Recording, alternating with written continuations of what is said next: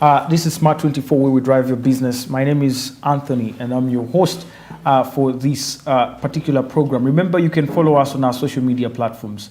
That is on Twitter at our handle, that is Smart24, or my personal handle, Anthony Sebs, as well as on our YouTube live stream. You can always stream live and leave a comment, maybe a question which can be answered later on by the guest or any other person that is concerned.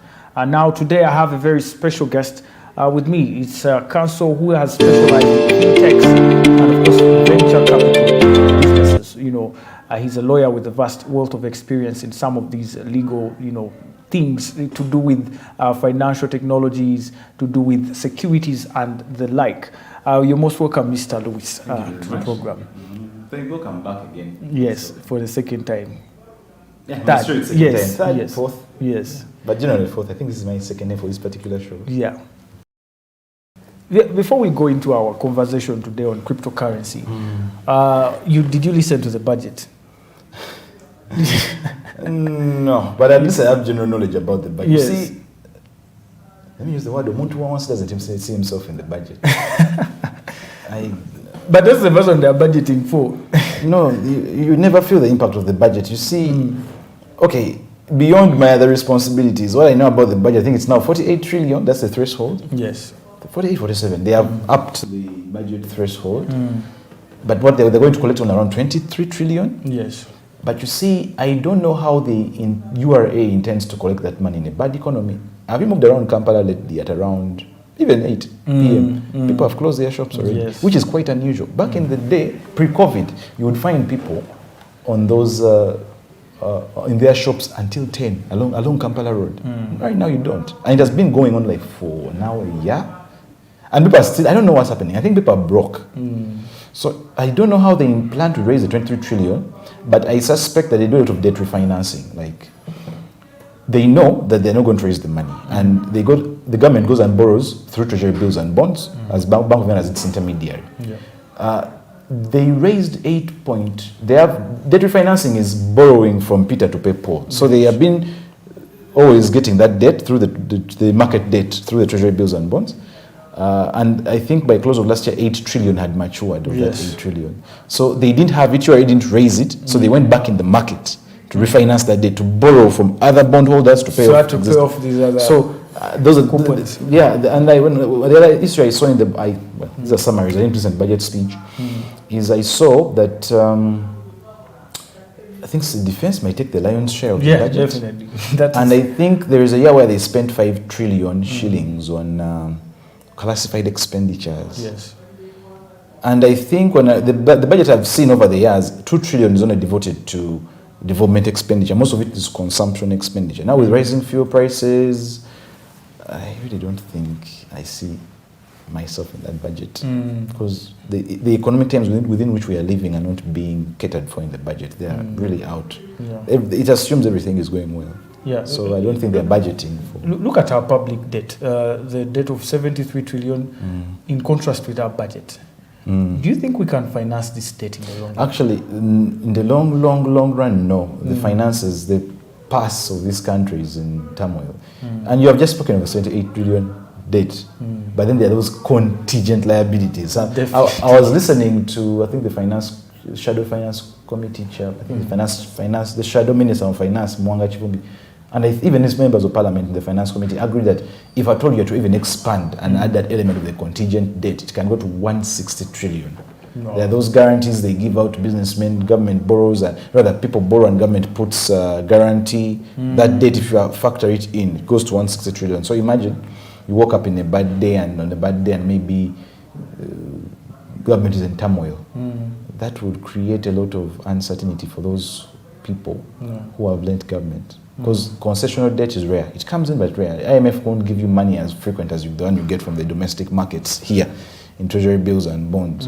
And the World Bank is into the business of financing projects. So that money comes in, it's not as continuous, because every week I'm told there is a treasury bond auction. Yes. So the budget, I feel, it has not catered for the existing realities of the people. So it is in its own world. So that's why I feel the common man doesn't see himself in whatever they're budgeting for. sadly. Yeah. Yeah. But talking about that grant guarantee you're talking about, recently we've had Mr. Vitature in hot soup after Vantage. Vantage. Yes. Lent him money, and now $10 million US. They have accumulated to over $32 million US.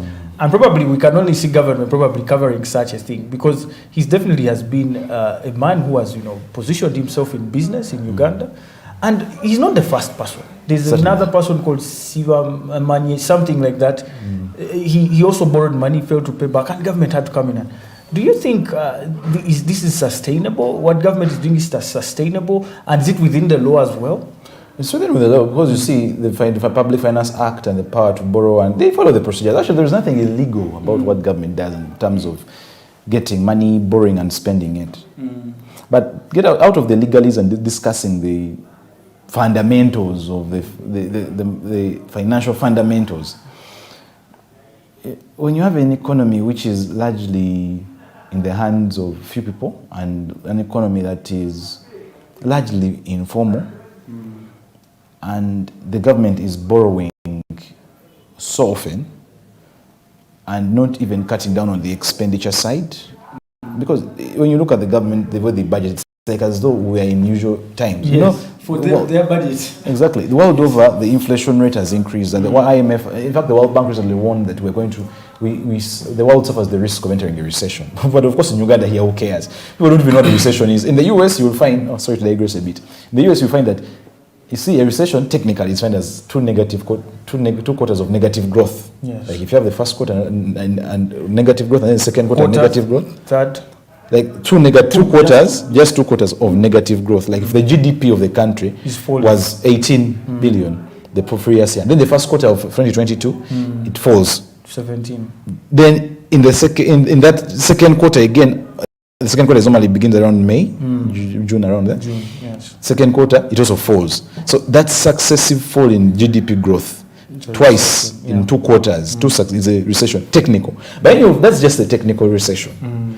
But now you will find a lot of people are in recession, and the statistics haven't yet come out. There's that, so people feel a recession. Yes. But now, but if you're based on the figures of a technical recession, in the US, in the UK, you find the media, the financial media is over the place. 2 negative quarters of negative GDP growth, we are in a recession already. In Uganda, you'll never find that conversation. So it is highly possible, and I don't know why people in Ministry of Finance don't inform people about whether we're in a recession or not. Because you find that the GDP can drop and nothing happens here. So the world over, the World Bank warned that we're going to be in a recession. With these international realities, one would think that maybe the government will cut down on the expenditure side, and maybe they budget accordingly, but it seems like it's time as usual. It assumes that nothing has happened. Sustainable? No, it's not sustainable, because if you're budgeting out of your existing realities, it makes it financial untenable in the long run. Like I've told you, we are now in market debt, and that market debt, I think Zimbabwe, Zambia, at the end of 2020, they entered into what you call a negotiation with its bondholders. For them, they even had something called Eurobonds. Uganda, and I think Ministry of Finance, we have not yet gone into that legalese and way of raising money through Eurobonds. Eurobonds? Eurobond, and I think this was Zimbabwe and Zambia. I think it's Zambia. That's what caused their default. You commit yourself as a government for foreign lenders to lend you through bonds, but they're not in your currency. Oh, okay. So if you get bonds, not these loans, concession loans we get from the IMF, they're these loans which you find international lenders like JP Morgan. They can come to Africa, and they've done it, and then they lend you in dollars on a bond basis, on a bond that is denominated in dollars. Now, what does that mean? You will have to have enough dollars to pay them. And you do not. Their interest. So that's what has caused the default in many African countries. They've gone into the area of Eurobonds. Ministry of Finance has, and even Kenya, I think they decided doing Kenyan Eurobonds. They just recently declined their 1 billion Eurobond that they're about to declare, but they declined it. It was a very smart move, because given the underlying circumstances, you cannot borrow through Eurobonds. Because Zambia has actually faced it. Actually, they are right now renegotiating with its lenders. Most of the lenders are Western-based financial institutions. And of course, in Africa, you do not have things like swap lines, And that's why the international financial architecture is unfair on the part of Africans. Is you find that in the recession, and this is a practice the Western central bank started on the eve of the 2009-2008 financial crisis. When they realized that, for instance, if the Central Bank of England had run out of dollars, they did what you call a swap agreement with the Federal Reserve of the US to give them steady access to dollars. They give the Federal Reserve, Central Bank of the US, dollars, pounds, and then the Federal Reserve gives them an equal value of dollars. So they have a steady flow of dollars. In Africa, you don't have that privilege. And I don't know why our leaders at a much more multilateral level do not convince, because, okay, our currencies are useless, you could say that, but they say there's nothing really they can do with them when they come here. Because a swap line is like a swap agreement, like you swap, the way you hear it. If you, as a Central Bank of England, you print pounds and you don't have the dollars, and you want dollar, you want dollars to have dollar liquidity, you can simply get 1 billion pounds, give it to the Federal Reserve, and the Federal Reserve gives you an equivalent of the billion pounds. In Africa, you don't have that privilege. So our borrowing capacity, our access to foreign currency, the international financial architecture is really rigged against Africans. So in the long run, Africans should start discussing what is their stake in the global economy. We actually have no stake. You find people who are doing the big businesses here are not even African. People who are doing the wheat production. Now you see the wheat the world over. All wheat products, if you've been going to the market, have now increased in value. I normally buy some good cookies around Tuskys. I think opposite Makere. I used to buy them back in the day. But I went back and something that used to be 800 is now 1,200.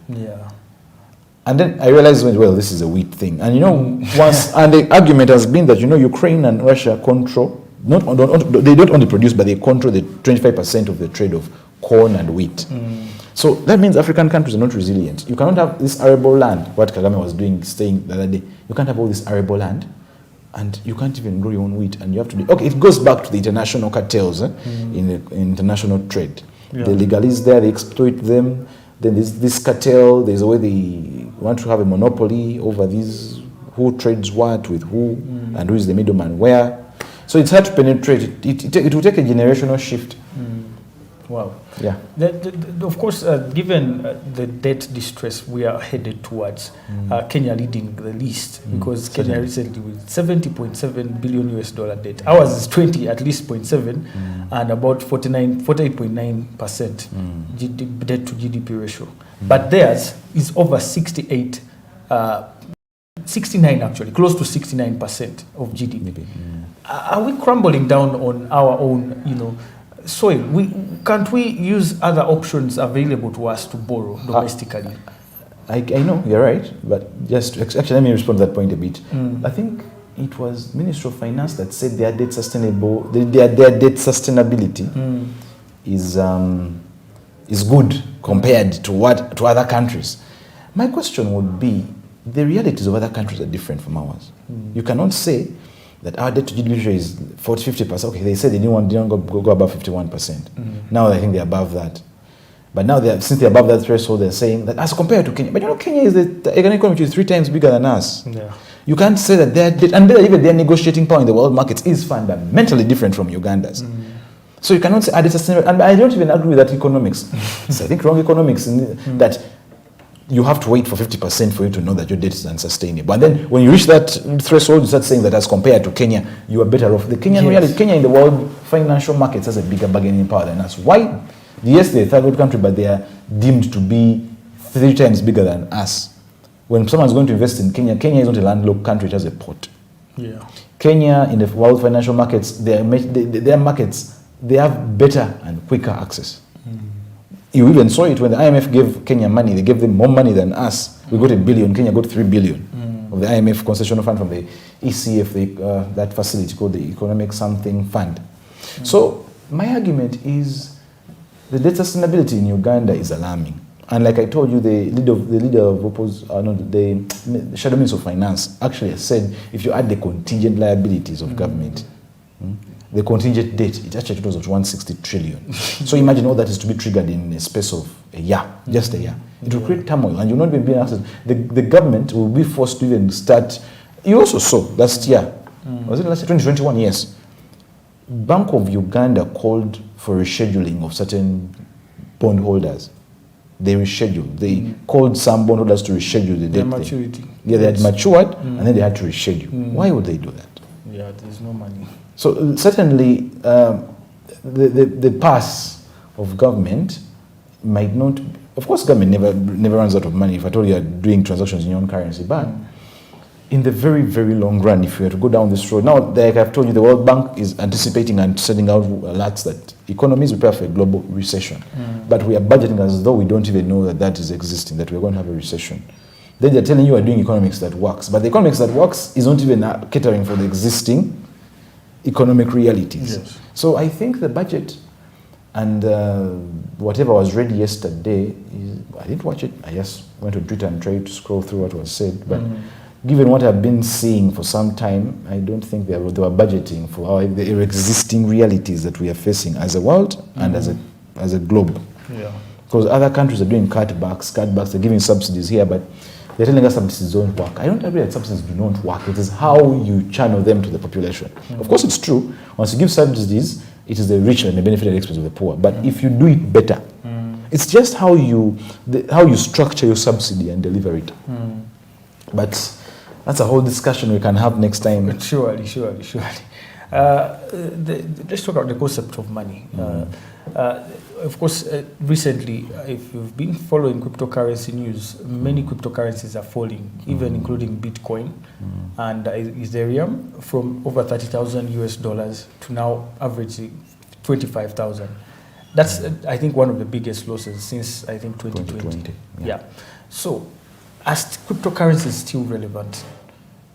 I've had the argument that cryptocurrencies will replace money. No, I don't believe so. They're relevant, yes. But you see, money, I don't want to turn this into a history lesson because I don't want to bore the listeners. People hate history. But it's important because our education system, at whatever level, makes to help us understand why money exists, where it came from, and why it's the way it is. We just make it and think. But it's very possible you can wake up and your currency is hyperinflated and you don't have it. But that's a story for another day.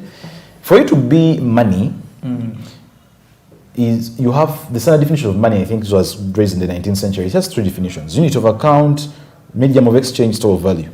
Does Bitcoin conform to the three? No, it's highly debatable. Why? Store of value, against that with store of value over a very long period of time. Yes. Bitcoin is a very speculative currency, if you have to call it. Even those people who do payments through the Lightning Road. And I think it's a deflationary currency if you have to use it as a currency, because it costs more. It's better to spend it. If the currency you're having is gaining value over time, it encourages you to hold it. There is no immediate urgency to spend. That's why you see people make currency, want it to grow at a certain level. You need a certain level of inflation. Okay, that's why you see certain more advanced economies do what you call inflation targeting. You find that the Federal Reserve and the UK and the Western world for a very long time were making sure that their inflation, the rate at which the currency grows, is around 2%. 2%. So you need a balance between deflation and inflation, just the right measure. Bitcoin goes up. So you're going to pay your employees in the future and it will cost you more as an employee. Why would you use that as a store of value? Unit of account, money normally has units. You can buy something at 1,000. But you see, even people use that Bitcoin Lightning Network. If you have to be a unit of account and your people are just holding your currency as a speculative asset, what benefit is it? Simple history of money. Money was invented as a third intermediary good. For a very long time, we used to have commodity money, gold. When you go to the island of Yap, silver, they even used to have giant black stones as money, cowrie shells. But for a very long time, gold was money. Why was gold money? Gold, and I've had that argument of Bitcoin and saying, this is the new gold. I don't think so. You see, gold was money for 5,000 years, by the way. And very many empires used it as gold, as money. But it was in a decentralized form. The way you see Bitcoin is, back in the day, government never had control over how much gold that it depended on how many mines you can have. But fast forward, I'm not going to go into the long history, is that the reason why even money was introduced, if I even go fast forward, is when you have a simple economy of, I want to trade with you, and maybe I want your phone, I have a shirt. It's easy. Yeah. But it's not always true that I would always want a phone for a shirt. And it's not always true that in case I want cassava, the person who from whom gets my cassava and gives me a shirt will always want to give me that shirt. Yeah.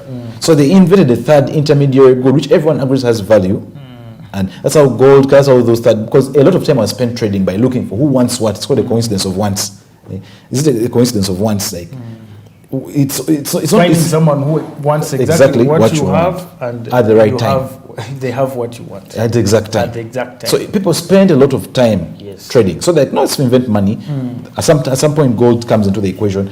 Fast forward, we have gold starts backing notes for a very long time until 1971. Even in Uganda here, by the way, at some point the shilling was attached to an ounce of gold. I think when the world went into the Bretton Woods system after World War II, currencies were pegged to the dollar and the dollar was redeemable in gold. That's why you see in 1967, when the US was overprinting money to finance the Vietnam War, France, I think de Gaulle, the president of France, ordered boatloads of gold to go back to France. He was going to redeem the dollars he has in his reserve for gold. And the Bretton Woods system allowed it. But when the US realized that there is a run on its gold, they severed the ties between the gold-backed dollar. So for the first time, we had a fiat currency that is backed literally by nothing. So for the first time in a very long time, in fact, 1971 marked the first time in the world history where we have currencies that are entirely determined by policy of government and whims of government. Bitcoin is now using the argument of, no, you want a political currency. That argument is valid, but if you look at Bitcoin, it cannot replace money because one, it's very deflationary. Two, it will not have wide acceptance. You will find a very big community accepting it, but not very wide acceptance. And even when you look at even the features of gold, durable, divisible, portable, I don't know why gold even kind of failed as money at some point, though it always came back, is that it was very heavy. And that's why you see the IOUs came. The bankers like the Medici in Italy, because they were storing, and the goldsmiths, because they were storing the gold, they got the moral authority to, because it was heavy, they would store it with them. Then whoever wanted to trade, he got a paper from them, an IOU, like a paper that, I pledge to pay this, me as the Medici, I have gold, I will pay you by this. So over time, people started exchanging those papers, and they didn't want to get the gold because it was so heavy. So they started exchanging those papers amongst themselves. Why? Because they had confidence that these people will pay. So the reason why even our money has value, the fiat currencies, is because you and I believe that it will buy something tomorrow.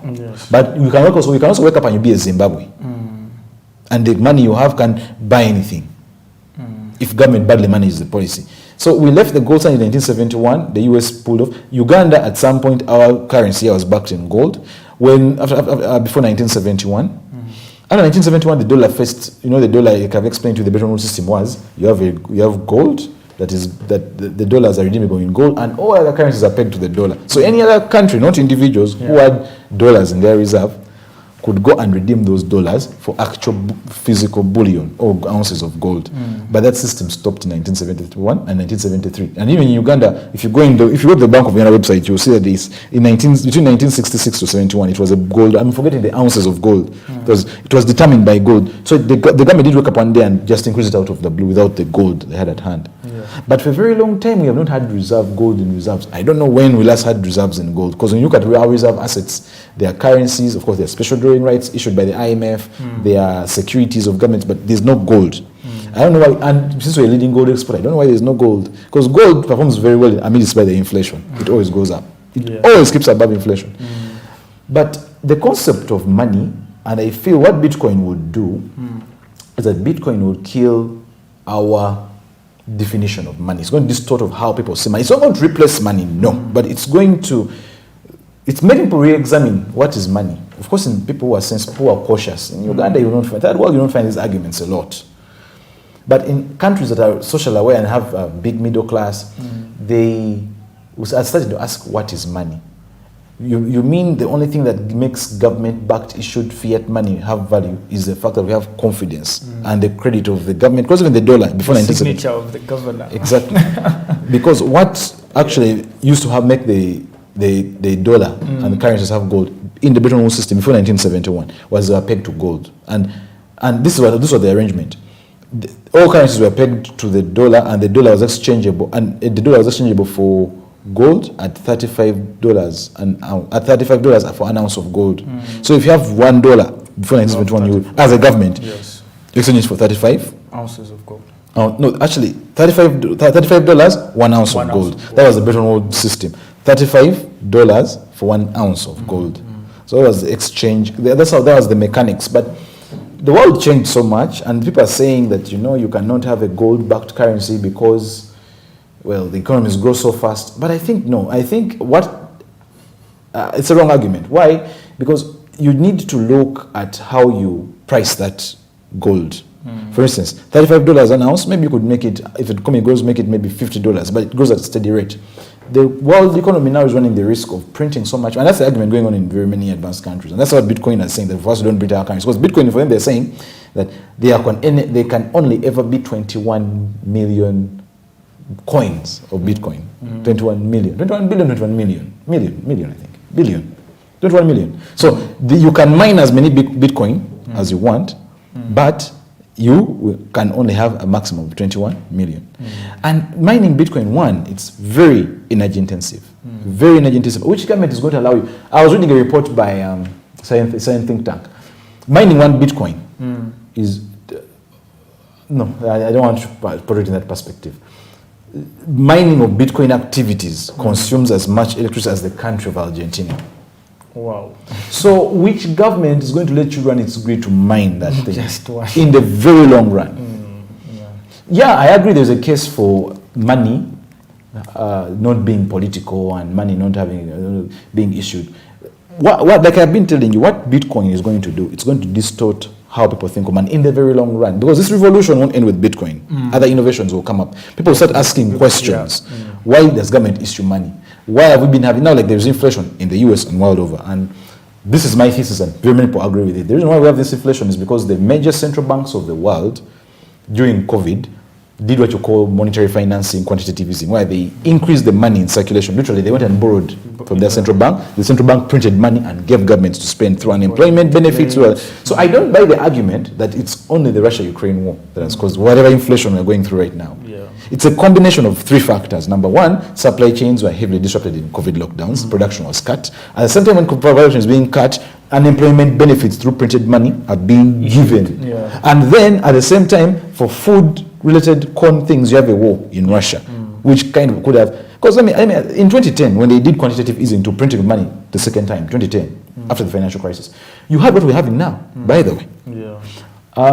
Global commodity prices increased. What war was there in 2010? Major war. Okay, Afghanistan was there, but what major war was there? Because in 2010, when the Federal Reserve and major economies... Libya was done, I think. Libya came in 2011, Arab Spring. 2011, yes. 2011. 2011, October. But what I'm talking about was 2010. Okay. When you actually read the book of Dollar Crisis by certain World Bank consultant, economist, he actually tells you that in 2010, when the US and the UK did quantitative easing, issued more money to help the economies out of the chaos, actually commodity prices increased by 60%.